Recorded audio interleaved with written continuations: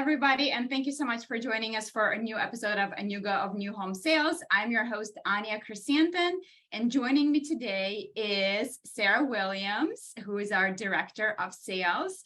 And we're very excited to welcome an old friend of mine to the podcast, Abby Cornelius. Abby, welcome to the show. We're so excited to have you on. Thank you. So happy to be here, Anya. Always good to catch up with you after all these years. Yes. Oh, speaking of all these years, why don't you give us a little bit of a backstory on who you are and take us through your home building journey, because I know you've been in home building for quite a while. Yes, my entire 17-year career has been in home building. I started as a sales intern when I was in college and I got hooked. And after I graduated, I became a sales representative for one of the top national builders, worked my way up and became a regional sales trainer, which is when I met Anya. I was a trainer at the time, did that for 4 years, then was a sales leader for several years. And I even spent some time in land acquisition. So I've done a little bit of everything. Today, I run my own coaching and consulting company, helping others kind of rise in their careers in home building, and specifically with a passion for helping women in home building, because I think it's such a great industry and we need more amazing ladies to join the ranks for sure. Yes to all of that. And so, Abby, I always attribute my success to you because, as you said, when I first started with Ryan Homes, and I think we can actually all say that we worked at NVR. Okay, all of us. We're allowed to say that. Yeah, we can say that. Yeah. So Sarah worked at NVR, so we all kind of, spent some time at NVR. And personally, I have nothing but great things to say about them. And my success, because before that, I was in sales, but I never thought of myself as a salesperson. But you did such a great job with us onboarding the new hires and really teaching us all the ins and outs. And I thought that the program was phenomenal because you really learned so much from A to Z, where a lot of builders just kind of like throw you in and say, good luck.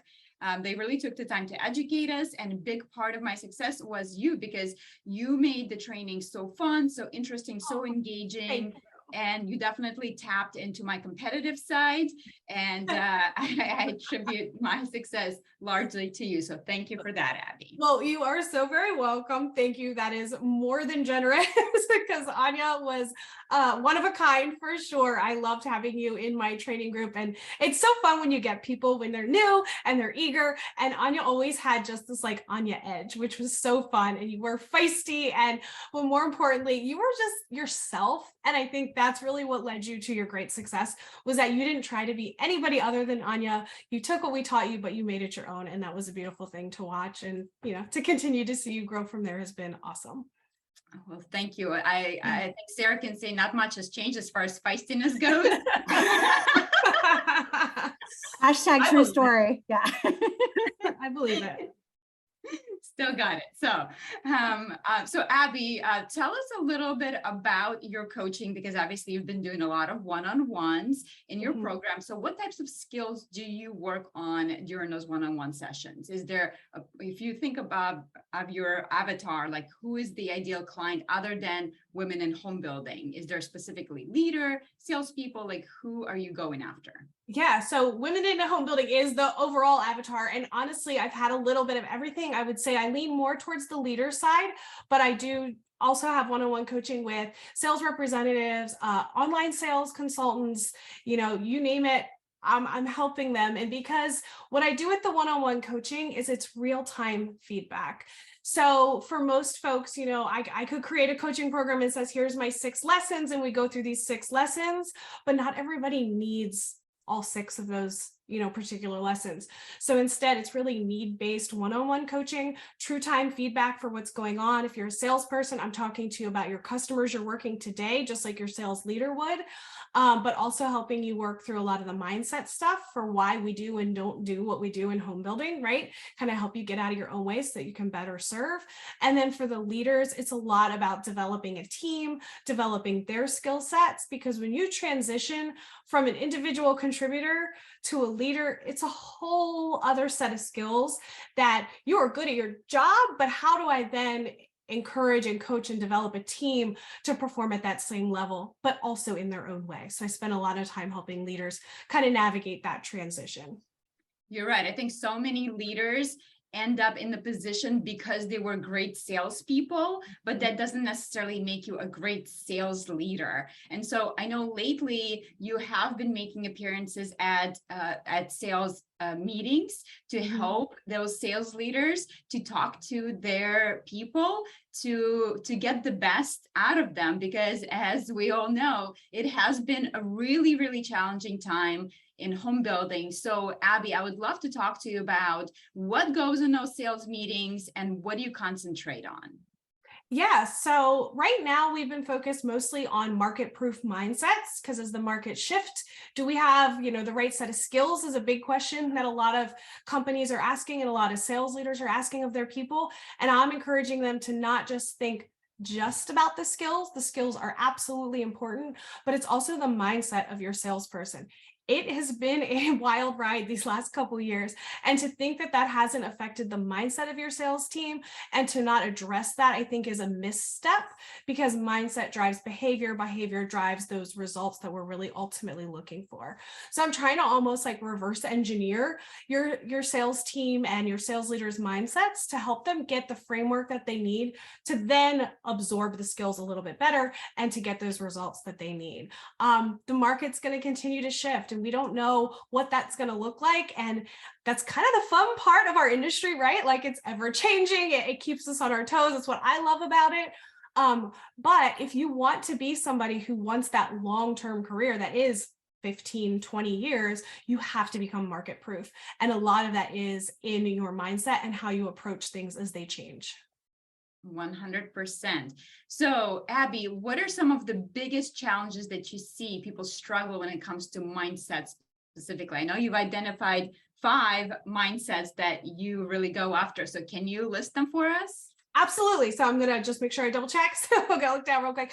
So for sales people, the number one mindset I want them to have is that they love their job. And I think some people may have fallen out of love with their job on the sales side because it stopped being emotional and it started being transactional. And we just absolutely loved that emotional side of it, right? That's why I got into new home sales. There's nothing better than helping somebody with this biggest purchase of their life. It's always layered with emotion. There's always a story there. But when the market was booming, it was less about their story and more about, I just need a house. Let's do this. So making sure you fall back in love with your job and why you started it in the first place. Also, what about for those who started in the last, say, 2 years? We know there's been a big influx of new salespeople joining home building industry in the last 2 years, and they've seen nothing but this transactional chaos. So what would you say to those people? They still have something that they loved about the job, even when they came in, right? So for me, it's a love of the people, but maybe they came in and this job changed their lives. I mean, if financially even, this is a very great career for people. And if you loved that aspect and you loved what this provided for you and your family, and you want to keep providing for your family in that way, that could be your why to fuel you to gain the new skills to continue to provide financially for your family in that way.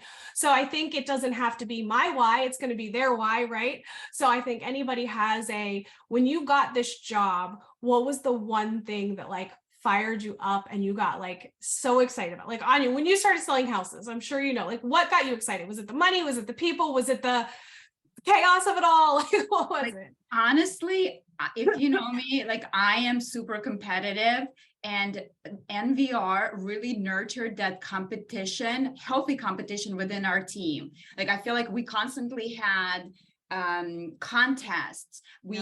Every single sales meeting that you would show up to, they reviewed your numbers. Where are you compared to where you need to be with those numbers? And for me, that was a motivation. Like, I wanted to just like be at the top of the charts. Like, I wanted to do the best that I could. Obviously, I was like thrilled to be making all that money.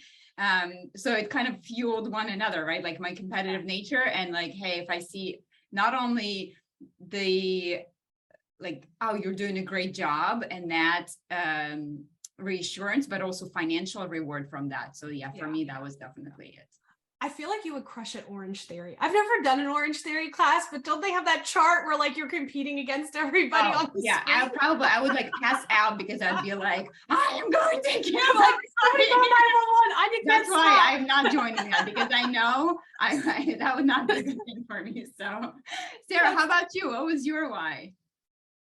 So genuinely, I always loved architecture. So even when I was a child, so I thought I wanted to be an architect. And then as life kind of, we all know, we go through college. I got my first job out of college. And I remember a girl I worked with, she had a real estate license. And I said, I've been obsessed with houses since I was a little girl, like driving through new construction houses, just drawing houses. Like I just loved it. So weirdly enough, I got engaged and I moved to Pittsburgh, Pennsylvania. And my boss in Philadelphia, or yeah, at the time in Philadelphia, he said, I'll help you get a job. He helped me with the home. He goes, what do you think about real estate? And it was like not that far earlier that I was like kind of envious of a girl on my team that was getting a real estate license. He goes, I have a friend that works for a home builder. So that's how I got in, but it was the love. That's how I kind of entered into the industry, but it was that attraction. As soon as he said real estate and new construction, I was like, boom, there. And I lived in an apartment. I was quite young, probably like, Abby, you were right out of college too. It was like what I aspired for, right? And then watching these people build their dream homes, it was a fever. Like I just became obsessed with the architecture within the homes, the building of the homes, and falling in love with that whole process. And like trying to figure out how someday I'm going to be able to achieve something like that or have the home of my dreams. It was just, I think it's just so fun to help someone build and design something that they've been dreaming about, maybe since they were a kid, just like I did. So that's so cool. And Abby, if I know you at all, it was yours because you loved helping people. Yeah. Yeah. I love helping people. It was just so exciting to help them like put the pieces of the puzzle together and show them. And my time with Ryan, I really loved the first time home buyer communities. I loved townhomes. So showing people that they could afford it and that it could happen, that was just like the best part of the job for sure. And I was a finance major, so I probably spent too much time showing people how it worked financially. But I think sometimes when you want something, you do need somebody to help create that path for you. And that was my favorite part when I first started selling houses. But then it became everything else, right? Like seeing the neighborhoods come to life. I drive through my first neighborhood that I sold in is actually not too far from my house now. So I love driving through there and seeing it really established now, and just knowing that I had a little play in like the landscape of the community. So tons of things I loved about my job. You're going to make me want to start selling houses again. If you're not careful, you're going to talk me into it. But that's the mindset that your team needs to be in, right? Like they need to be in that mindset of like, we do a really cool thing. Is it stressful? Sure. Is it unpredictable? Absolutely. But it's kind of amazing. And as long as the sales team has that mindset of something that they're grateful for and that they love about their job, that's what's going to help get you through any market that you face.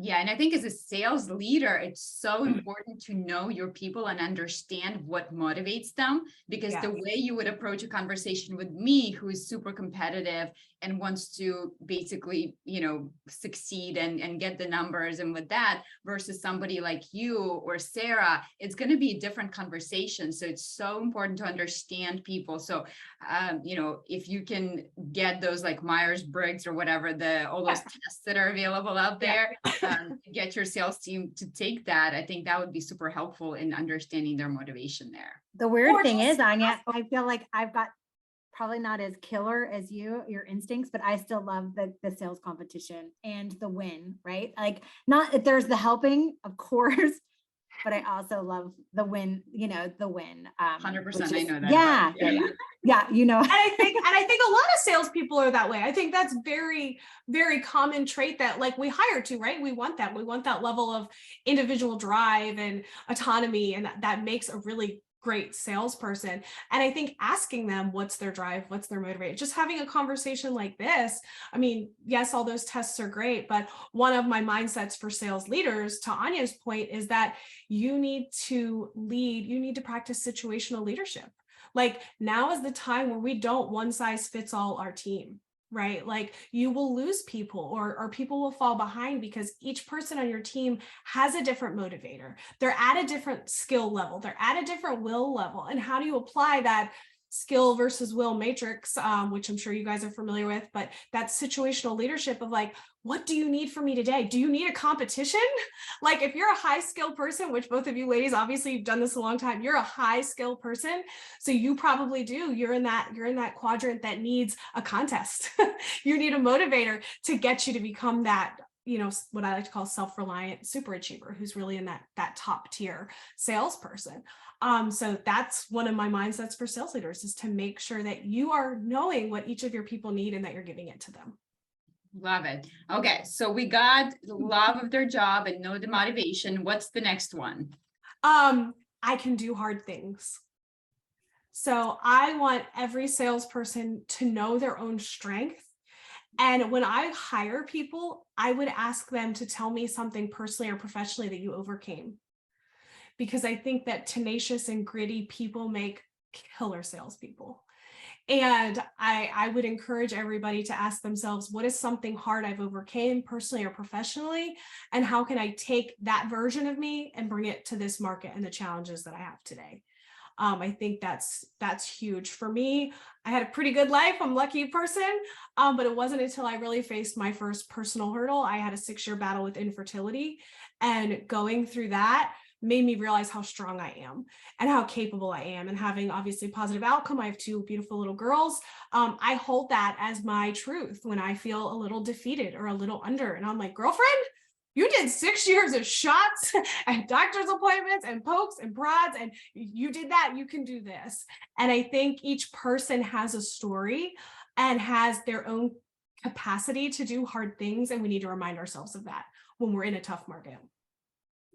100%. That's a good one. I think that's what made me successful again, is that I'm an immigrant, so when I had to pick up my whole life and move when I was a teenager, which arguably is like the hardest part of your life, right? When you're a teenager, you hate your parents, your friends, or your entire life. And then you get torn away from everything you love.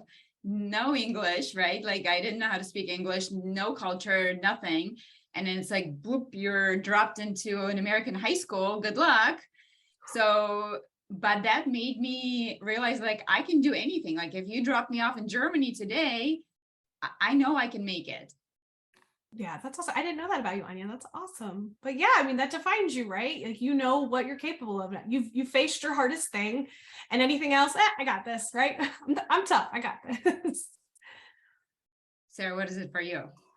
Oh goodness. Well, You're like a therapy session here. Oh no, Oh my God. I don't want to copy, but Abby, I had secondary infertility for 10 years. So there was a 10-year gap between 1 and 2, almost 11-year gap when I finally gave birth. So yeah, that was a journey that you silently fight. Well, I don't know how open you were, but a lot of times you're silently going through life, just longing. You can have success in every aspect of your life, but then there's this one thing that you don't feel like you have any control over.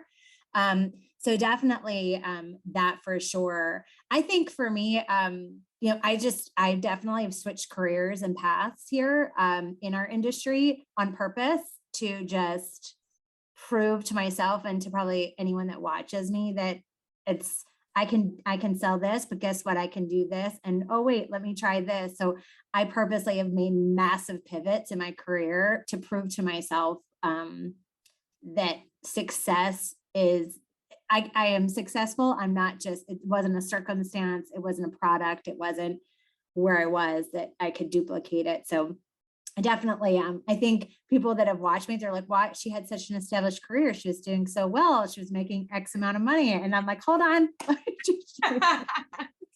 So I definitely, but because I didn't feel like I was growing anymore. And we've all made like throughout our careers, I think we've all, kind of pivoted and changed it up just to kind of grow again. And I do feel like that's helped define who I am. And it's also only helped me be better in my next, whatever that next stage was. Yeah. Yes. I mean, that's a perfect segue to one of the other mindsets. So I'll go there. If you guys want me, you did it beautifully, which is I am a continuous learner. And I think that everybody who wants to be a market-proof salesperson, sales leader, you have to be committed to like the journey. It's not just, oh, I got training from Abby at NVR, all those years ago, and I'm good. I can handle everything. Well, no, Abby's not that good. Like, stuff's going to come up we didn't cover in day one training, right? Like, you have to have that like hunger for growth and for learning and for being a continuous learner. And a lot of the ladies that I coach, once we start talking, I'm like, you're fine. You're just bored. Like, you just need a new challenge. You need to learn a new thing, a new skill, or you need to try to do the job in a different way. And I think if our sales team had this hunger for being continual learners, then role plays wouldn't be so awkward. Sales meeting training sessions wouldn't be, harsh. There wouldn't be a lack of peer-to-peer leadership. I see that on some teams, like there's just no peers leading peers, but it's because no single person is going above and beyond to absorb these skills. And the folks that you do see doing that are the people who are doing moves, right? Like us ladies, like we're moving and shaking because I'm curious, right? I'm curious what starting my own business and coaching looks like. I'm curious what land acquisition looks like. Never did that before, but I tried it on, right? Like, I think that we need that level of curiosity to more fully understand our industry. Because I think some of the mind goop that happens when the market shifts is that salespeople don't see how all the puzzle pieces go together. But if they were cross-trained, if they understood more of the what and the why, then they'd be quicker to jump on board with the changes that we make as fast as we need to make them. Yeah, I think that's a huge one. I specifically remember who motivated me to read more. It was Jordan. Do you remember Jordan? Yeah, she's a huge book nerd. She reads all the time, and same for me. She would always be telling the team books to read, for sure. Yes. So I remember she said, and of course, this again taps into my competitiveness nature, right? And how like determined I was. She said, if you read, I forget, she has said like X amount of books a year, you would double your income, which is like a thing, like, right? Like, I forget, this is like somewhere it comes from. And we're like, oh, yeah, right. Like, come on. And she's like, no, I did it. And we're like, how did you do it? And she was like trying to explain to us and all. And so I was like, well, all right, well, let me see if I can do this. And I remember right around that time is when I discovered audiobooks, because I was spending so much time driving in a car from model to model. And so I was like, well, I can't necessarily read a physical book, but let me tap into like the audiobooks.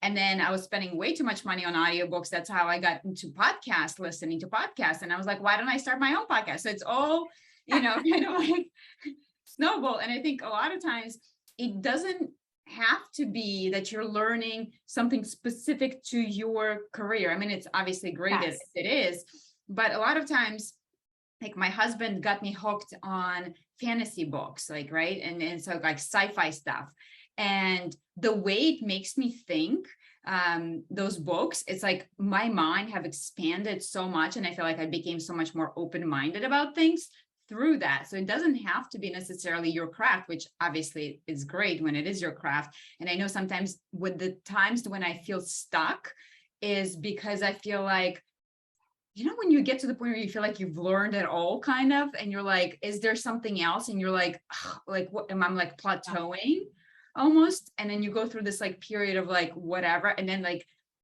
the next thing you discover, and it's like, oh, like this is great. And it inspires you. At least it is like that for me. No, that's 100%. Mel Robbins says that if you feel stuck, it's likely that you need to grow and that you need to learn something. And every year I invest in some sort of either like digital course or conference that's not career related, but always ends up opening my eyes to thinking about the work that I do in a different way. And I highly encourage anybody to, I used to like wait for my company to like pay for me to go to a conference or pay to go to a retreat, and they just weren't doing it. And I'm like, forget it. You know what? I'm an investment worth making.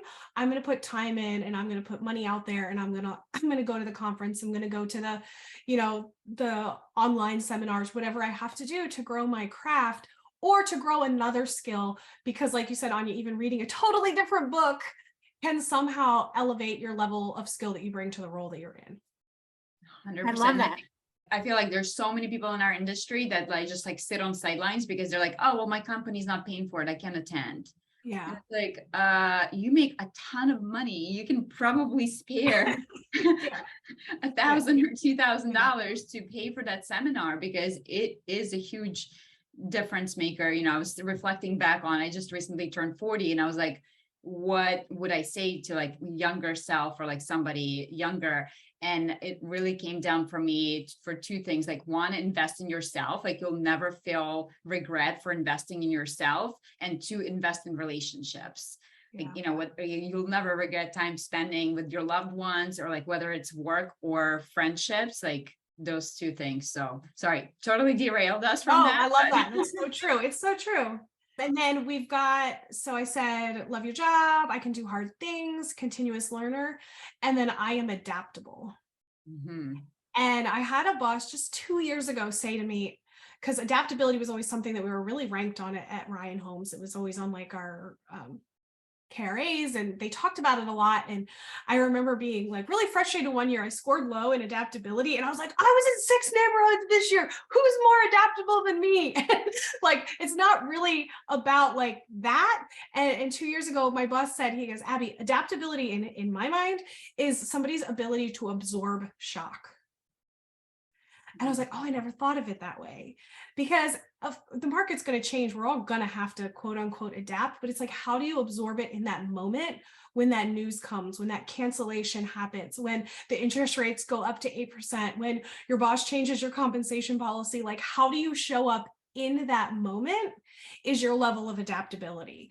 And building almost like a rubber cushion wall around yourself to absorb that shock is what's going to make you market proof. And it's that ability to pause and to think. And I think home building as a whole is not really great at pausing. We probably need to become better at pause, breathe in. What are a couple of options? Let's, instead of just like this, like go, go, go. But your ability to respond versus react and to thoughtfully move forward is what's going to help you win when you're faced with any market shift.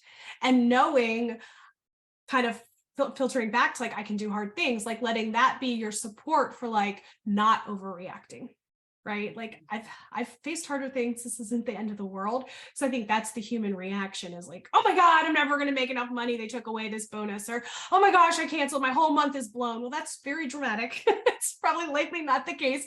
Remember, you can do hard things, and those hard things that you've overcome are what's going to make you adaptable in any market. Yeah. So I was just at a conference, and I had a pleasure of listening to Quint Lears speak. If you guys know Quint, he is awesome. And he always has such an interesting mind. And so when you talk about adaptability is being able to absorb shock and how you react to things, he said something that like really stuck with me, that I was like, oh, I never thought about it this way. When we think about a cancellation, like a cancel, right? Like, it's like, oh my gosh, it's like, I've sold this house so many times, like cancel. And he said, don't think about it as a cancel. Think about it as can sell. It's a can sell. I can sell this house, right? Like, yeah. And so now it's like, oh, I can sell. Okay. So it's like a little trick like that, when it's okay, flip it on the side. So he always comes up with like the craziest stuff, and I just love that one. So yeah, we definitely, it's all about like that perception and that mindset that you carry when you're facing adversity, because you can spin. I mean, I know younger Abby would get a cancel and she'd spin for a few days, but that doesn't help me resell the house. That doesn't help me help that next customer that comes in. That doesn't help me get back on track, right? So it's having that ability to just say, well, that sucked. And what are we going to do about it? Like, we're going to sell it again, and we're going to move on, and everything's going to be fine. I feel like you're like, when you said adaptability, my mind went to what your mind went to. And then when you said adaptable to handling shock, because I always feel like I can't be shocked all that often, but when I am, I'm like, I am stunned that I'm shocked. You know what I mean? Like it's something. So I think I probably would have a low adaptability score too, because I'm like, nothing really rocks me, but if it does rock me, like my reaction is such, right? So I like, that's a huge takeaway for me right now. Like that I'm just like, I need to work on that, because I think a lot of us that have been through a downturn, a lot of us, like none of this is shocking, but there is something that's going to show up that will shock you. And like, how are you going to handle it? Because there's something that you have not overcome yet. Yeah. And it's normally those personal things, right? Like it is like when it's your pay or a cancel or an unhappy customer or a coworker said something, like those are the things that we tend to get most defensive, and we have that bad reaction and we are like, what? That is not true. I would never do that, right? Like that's me. Adaptability is, my boss wasn't wrong. It is one of those things I have to work on in terms of the shock absorption. But this is where it's like, okay, again, if I'm a continuous learner, if I'm always willing to put myself in new situations, your ability to absorb shock gets better and better as you're exposed to more and more things. So yes, salesperson who's never been in a down market, it is going to be crazy, but you're going to then have this as your reference point for when you face this market again. Real estate is cyclical, right? We're going to be here again, hopefully not for a very long time, but these are the skills that are going to make you a career salesperson and be that benefit to your company. You know, Simon Sinek talks about like, yes, I do pay that 10-year vet on my team more than you recent college grad. Yes, you do the same job, but this guy that's been doing this 10 years has been through more things and has seen different experiences, and I'm going to rely on them more heavily when things shift than I'm going to rely on you. So I pay them more for that. And to Jordan's point, read more books, make more money, you experience more things, you increase your shock, you bounce back faster, you're more productive. And it's better for companies if they take the time to develop adaptability. Beyond, I'm going to move you 6 neighborhoods. That's kind of stressful in a year, but build it in terms of like, how do we react versus respond? And how do we experience enough things? I was big about moving my salespeople around. I was like, you've sold townhomes for 6 years. You need to do something else for yourself. Like for your own career growth, you need to know you're more than a townhome salesperson. You need to know you can sell singles. You need to know you can sell that higher end product. I remember when they switched me to NV Homes, Anya, and I was selling those expensive townhomes in Westchester. I was like, what? Used to this buyer profile I don't care about, oven vent hoods and fancy moldings. Like this is not my buyer profile, but I needed that experience. And I felt like a day one salesperson, but going through that gave me the experience. Okay, Abby, we need you in a high-end neighborhood. All right, I got this. And if you want a market-proof team, you need people who experience things, even when the market's easy, that level up their overall skill set. And so that is one of the mindsets for sales leaders, is that I have an obligation to develop a market-proof team. And even when the market's good, what am I doing to diversify? And I used to get challenged by division presidents. Why are you going to move them? He's doing great. I'm like, because he's a one-trick pony. I need a sales team that I can use anywhere at any time. And if they're only good at this one product, I need to build their skills and show them and show me that there's somebody that's going to be on our team when the market shifts.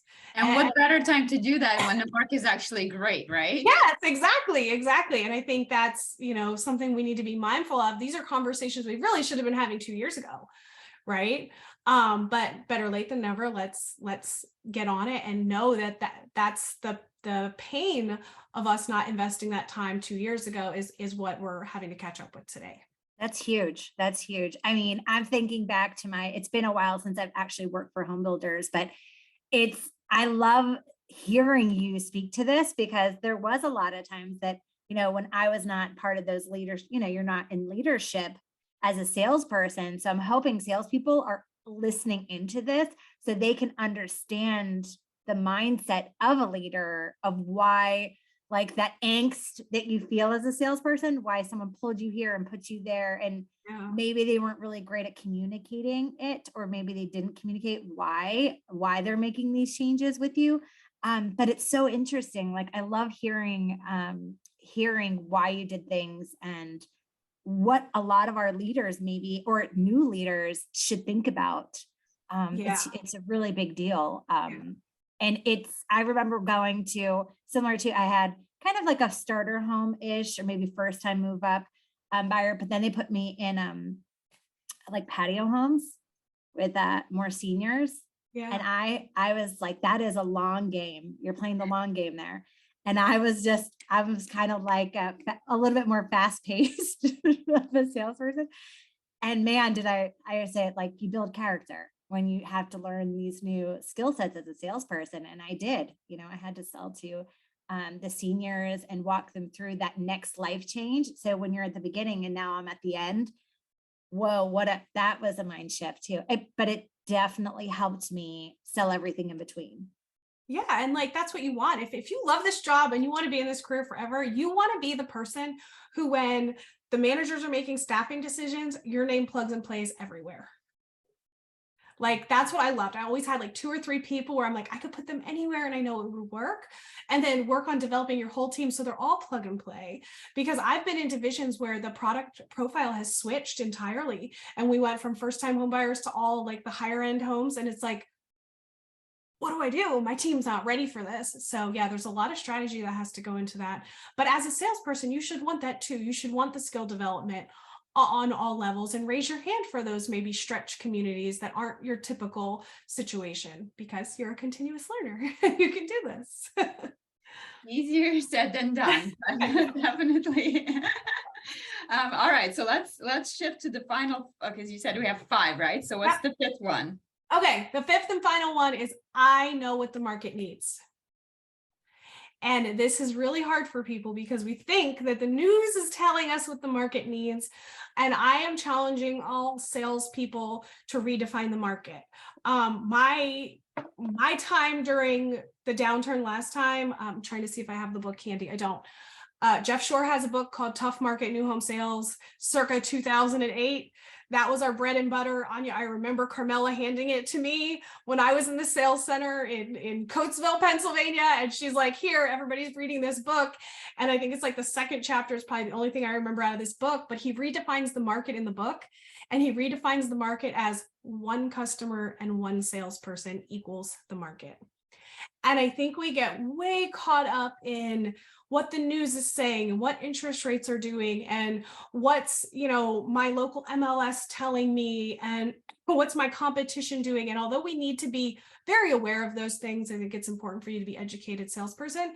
You also need to have discernment to know that this customer in front of me is the market today that I need to serve. And I think that when salespeople rely too heavily on the news being the market, they become transactional and they become product or service based. Like, I've got a buy down. That's like what they lead with. Okay, well, everybody's got to buy down now, right? Like, we know this, right? This isn't a unique selling feature, but what does this customer need?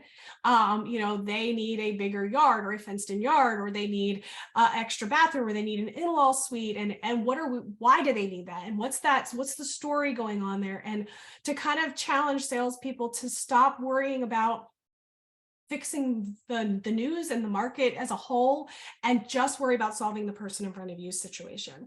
And that's the fun part of the job, right? Is really getting to hear what's going on and what problem can I solve for them? What's their personal urgency? Because that's what's going to sell houses. If people are still coming into your models, they need a home. And that's the market. And the good news is every day you have traffic, the market's good. And I think that mindset shift was huge for me when the downturn happened before. And I think that book deserves an applaud and a revival, at least if for nothing else, just for that reminder that don't overcomplicate it. It's just the person in front of you. They need your help today. And don't take the solution that you offered your customer yesterday and apply it to them, because they may need something unique and special just for them. That one is my favorite. I think that one is the hardest one of them all, because, we do get bombarded by messages from media, and it sometimes can be so hard to be like, how can anybody buy a house right now, right? Because the interest rates are so high, the prices are so high, all this and that. And you start to believe all those things. And yeah, it is taking it back to, hey, people are still going to buy homes, right? People are still going to move, and like, forget all of what's going on. Like, unless they're actually bringing that up as an objection to you, like, yeah, you want to be educated, but like, you still need to dig into why are they in front of you? And that sometimes can be hard because we can get distracted. So I love that one. Yeah, absolutely. And I think that's the one that's helped salespeople the most to continue to feel positive and to make an impact during these market shifts. I know a lot of, I was talking about earlier, we we switched from emotional to transactional, and the one-on-one sales folks that I coach with, if I can get them back to the emotion and understanding it's the customer I need to help solve their problem, not, I don't have to fix the world's problems. What a sigh of relief, right? I don't have to fix the international housing crisis. That's not my responsibility. I just have to help the Smiths today. Like, that's when I start seeing salespeople get back into their groove and start hitting their goals again. I love that. So Abby, if somebody wants to learn more about you, learn more from you, if they want them to come to you to their sales meeting or do one-on-one coaching, what's the best way to connect with you? Where do you hang out on social? Is there a website? Tell us all about it. All the things. So LinkedIn is probably the best. I think I'm Abby Cornelius-049 on LinkedIn, but just type in my name, you'll find me. My email is abby@abbycornelius.com. So you can always shoot me an email as well, if that's more convenient. And I'd love to just chat with you, see what you or your team needs, and see how I can be of assistance. And I'll be sure to link all of that in the show notes. So you guys make sure to reach out to Abby, because she, I'm telling you, is the best when it comes to sales training and obviously leadership development. And again, sometimes as a sales leader, you know, it is hard to admit that, like, oh, I may need help developing my team, but there's no shame in that, right? Like, you may be the best salesperson there was and you got promoted into sales leadership, but now how do you learn to develop your team? And so Abby's got that covered for you. So thank you so very much for being on today's show. And before we wrap up, was there anything that we did not ask you today, or anything that you think our listeners should know? No, I think we did a good job, ladies. We had a little heart to heart in the beginning, and we got pumped up that we can handle anything, right? We can do I love it.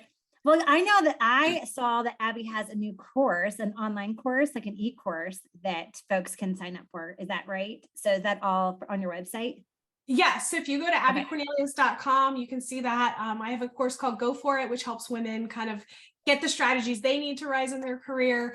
And then you can also see about my one-on-one coaching as well, with a little bit of info. So abbycornelius.com.